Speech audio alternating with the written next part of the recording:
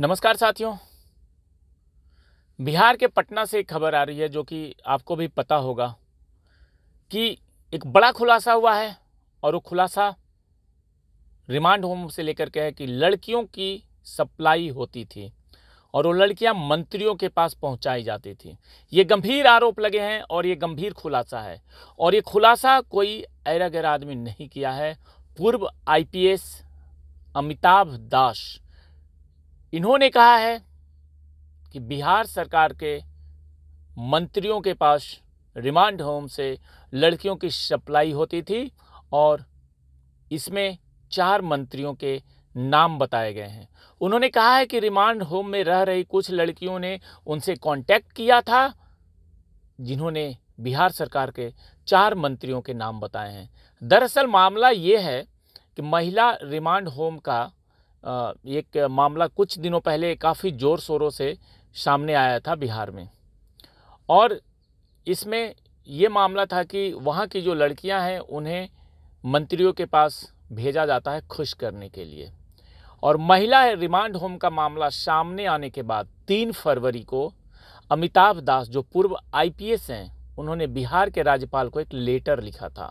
और अपने लेटर में उन्होंने गंभीर आरोप लगाते हुए कहा था कि मंत्रियों तक लड़कियां पहुंचाई जाती है, इस मामले की सीबीआई जांच होनी चाहिए।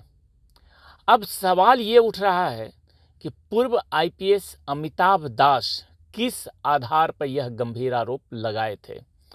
इस सवाल का जवाब जब पूछा जाने लगा तो अमिताभ दास, जो पूर्व आईपीएस हैं, वो खुद आए मीडिया के सामने और उन्होंने सारी बातों का खुलासा किया। उनका ये कहना है कि कुछ लड़कियों ने मुझसे संपर्क किया था। उन्होंने बताया कि हमें मंत्रियों के आवास पर भेजा जाता है। 4 मंत्रियों के नाम भी उनके पास हैं जो पूर्व आईपीएस हैं, अमिताभ दास, जिनके उन्होंने ये कहा है कि अभी मैं नामों का खुलासा नहीं करूंगा, इसमें अभी और तथ्य जुटा रहा हूं और सबूत जुटा रहा हूं। सबूत जुटाने के बाद हलफनामा दायर कर कोर्ट में उन 4 मंत्रियों के नाम का खुलासा करूंगा। यानी कि ये बड़ा ही गंभीर मामला है। एक तरफ मंत्री रिमांड होम और दूसरी तरफ अमिताभ दास, जो कि पूर्व आईपीएस हैं।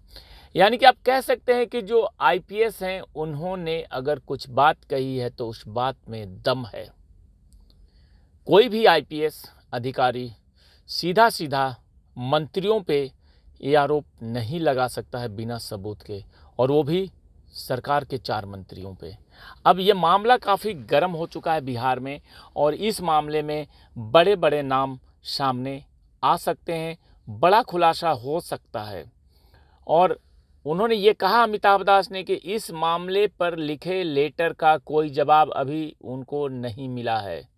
इस पर उन्होंने कहा कि राज्यपाल को लेटर लिखे हुए बहुत समय अभी नहीं हुआ है। 3 फरवरी को लेटर लिखा था और अभी सिर्फ 7 फरवरी है। राजभवन में काफ़ी पत्राचार होता है, वहाँ भी सचिवालय है। एडीसी के रूप में मैं वहाँ रहा हूँ, अभी बहुत समय नहीं बीता है और मुझे उम्मीद है कि वहाँ जल्दी ही वहाँ से जवाब आएगा और राज्यपाल महोदय मेरे लेटर पर खुद संज्ञान लेंगे, खुद एक्शन लेंगे। अब जहाँ तक जब तक सत्ता का संरक्षण अपराधियों को मिला हुआ है, तब तक गलत चीज़ों को रोक पाना बड़ा मुश्किल होता है, ये कहना है अमिताभ दास का। मुजफ्फरपुर बालिका गृह कांड का जिक्र करते हुए अमिताभ दास ने कहा, सबने देखा था कि उस वक्त मंत्री मंजू वर्मा को किस तरीके से बचाया जा रहा था। सीबीआई जांच से सरकार भागती रही थी।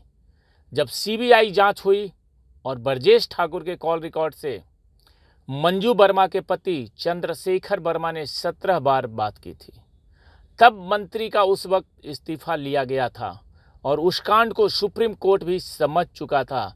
इसलिए उस केस में सुनवाई मुजफ्फरपुर की जगह दिल्ली के साकेत कोर्ट में हुई थी। और महिला रिमांड होम मामले में बार बार वहां की सुपरिटेंडेंट वंदना गुप्ता का नाम आ रहा है। अमिताभ दास का दावा है कि वंदना गुप्ता तो सिर्फ एक छोटी सी मछली है, बड़े मगरमच्छ तो पर्दे के पीछे हैं, इसके पीछे सफ़ेद पोश हैं। बड़े मगरमच्छ अभी पकड़े जाएंगे।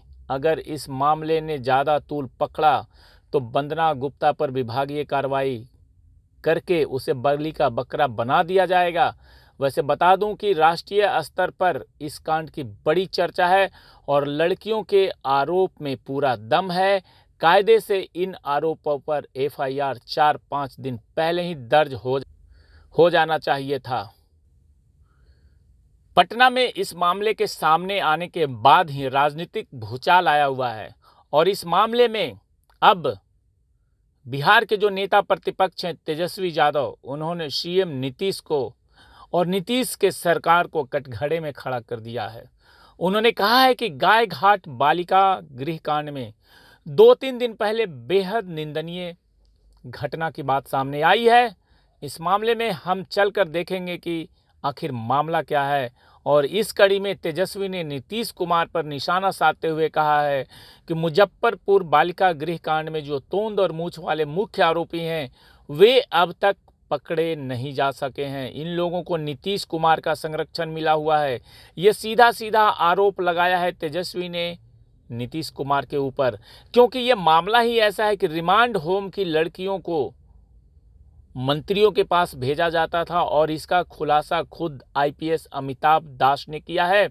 और अमिताभ दास ने ये कहा कि उनके पास उन लड़कियों ने कांटेक्ट किया और उन लड़कियों को वहाँ की जो अधीक्षक हैं वो ये कहती थी कि लाइफ बन जाएगी, चले जाओ। ऐसे गंभीर बातें सामने आई हैं और ये सामने लाने वाले पूर्व आईपीएस अमिताभ दास हैं। उनका ये कहना है कि 4 मंत्रियों के नाम हैं उनके पास, जिसका खुलासा वो कोर्ट में करेंगे। अभी उन्होंने राज्यपाल को पत्र लिखा है और राज्यपाल की तरफ से जवाब का इंतजार है। ऐसे मामले हैं जो कि समाज के कितने निचले स्तर तक, कितने घिनौने स्तर तक पहुंच गया है ये मामला। आप ये अंदाज़ा लगा सकते हैं कि रिमांड होम इसलिए बनाया जाता है कि वहाँ पे संरक्षण मिले, वहाँ पे सबको अच्छा जीवन मिले, उनके अच्छे जीवन की परवरिश हो। लेकिन कुछ समय पहले मुजफ्फरपुर बालिका गृह कांड भी आप लोगों को पता ही होगा कि वहाँ भी ऐसे ही मामले आए थे। और अब दूसरा गाय घाट जो गृह महिला रिमांड होम है वहाँ पे भी ऐसे मामले आए। अब इस मामले में अमिताभ दास ने बड़ा ही संज्ञान लेते हुए बड़े ही खुलासे किए हैं और सीबीआई जांच की मांग की है। आखिर कोई भी व्यक्ति सीबीआई जांच की मांग ऐसे नहीं कर सकता है जब तक मामले में कोई ना कोई सच्चाई हो। और अगर उनका ये कहना है कि लड़कियों के आरोप में है पूरा दम और इसमें वंदना गुप्ता का जो नाम आया है, उनका ये कहा जा रहा है कि वंदना गुप्ता छोटी मछली हैं, बड़े मछली बहुत लोग हैं, वो सामने उनके नाम भी आएंगे। तो चलिए इस मामले में जो भी अपडेट आएगा मैं आपसे ज़रूर शेयर करूंगा। जय हिंद, जय भारत।